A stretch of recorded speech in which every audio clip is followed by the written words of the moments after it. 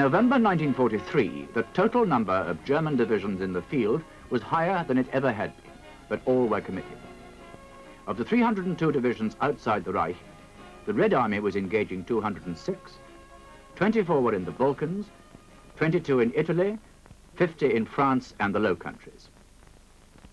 There was no strategic reserve.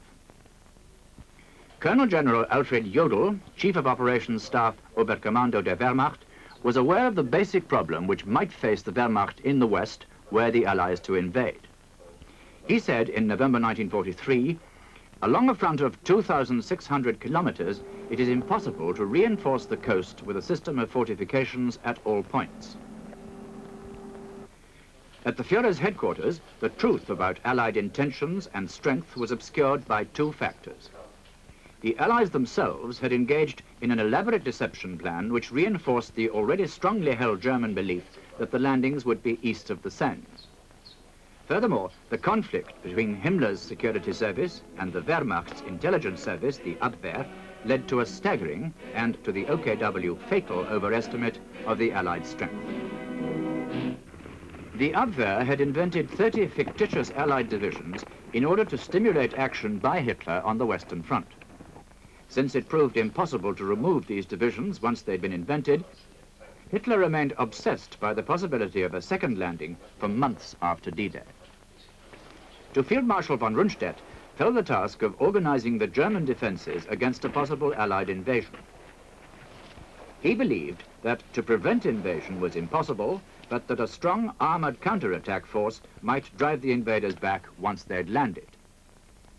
In January 1944, he had only 50 weakened divisions with which to achieve his task.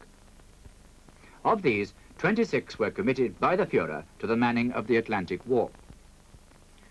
Rundstedt's incessant demands for more armor led Hitler to appoint Field Marshal Erwin Rommel as Commander-in-Chief West, and thus effectively commander of the defenses from Holland to the Loire.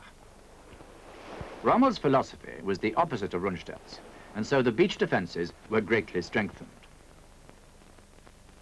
The Allied landings were to take place in early June in Normandy.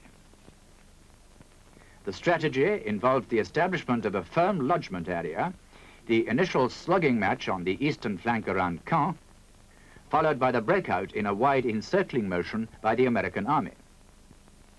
From this basic plan, they never deviated, although forced to modify it by weather, the tenacity of the German forces, and the consequent sluggishness of the Allied advance.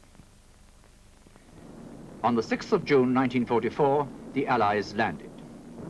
It is not our task to dwell on the landings or on the days that followed them. As the Allies joined up their beachheads and consolidated their foothold, vital panzer divisions lay waiting in the vicinity. They were not released in case there was a second landing. Furthermore, the 18 divisions available to Rommel to the east of the Seine could hardly move because every road and rail link with the battlefront had been destroyed by the accurate and devastating Allied air attack. By June the 18th, the Allies had 20 divisions ashore, and for the first time they outnumbered the German forces opposite them.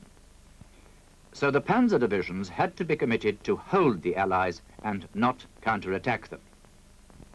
The Americans proceeded to cut off and clear the Cherbourg Peninsula, finally capturing Cherbourg on June the 26th. At this point, the American offensive slowed to a standstill in the Bocage country. In the Second Army sector, the attempts of 8 corps to cross the Odon and later the Orne had been repulsed. General Montgomery realized that Caen must be taken and the bridgehead over the Orne enlarged. On the 9th of July, Caen fell, but still the main enemy armor was not committed to the eastern flank of the lodgement area, as it must be if the Americans were to break out. The hard-pressed German troops had been reinforced by a further 2 SS Panzer divisions and were to be further reinforced by 2nd SS Panzer Division and another SS Panzer Division en route from Belgium. By July the 10th, 4 additional German infantry divisions had arrived in Normandy, and although Allied intelligence was hazy on where they were, the overall conclusion was clear. Panzer divisions were being relieved from the line to create an armored reserve. This move must be stopped. The solution seemed to be an attack from the bridgehead east of the Orne. Incidentally, this was the sector which the Germans had always regarded as the most likely area from which breakout would occur. The plan envisaged a feint in the Odon area on the 15th, 16th of July. Then 8th Corps would attack with its 3 armoured divisions east of the Orne on the 18th of July in an operation codenamed Goodwood. These 2 attacks would be followed by the American First Army's offensive on the 20th of July, codenamed Operation Cobra. General Dempsey, the commander of the British Second Army, misunderstood the scope of Operation Goodwood. On July the 15th, when General Montgomery saw General Dempsey's instruction to General O'Connor, the commander of 8th Corps, which included the order to establish an armoured division in Falaise, he issued a personal memorandum to Dempsey and O'Connor, which made his limited intention clear beyond dispute. The object of this operation is to engage the German armour in battle and write it down to such an extent that it is of no further value to the Germans as a basis of the battle. To gain a good bridgehead over the Orne through Caen and thus to improve our positions on the eastern flank. Generally, to destroy German equipment and personnel. Major General Roberts was the commander of 11th Armoured Division, the division which was to lead the 8th Corps attack. He had commanded the 3rd Royal Tank Regiment in the 8th Army in the desert, and later had commanded 22nd Armoured Brigade at Alamein, and later still 26th Armoured Brigade. At the time of Operation Goodwood, he was 37 years old. Of course, at this time, I had no knowledge of the memorandum which was sent by General Montgomery to General Dempsey and then passed on to General O'Connor.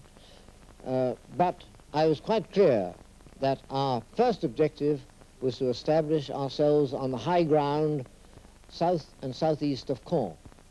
After that, when that had been firmly established, then we might be able to exploit further to the south.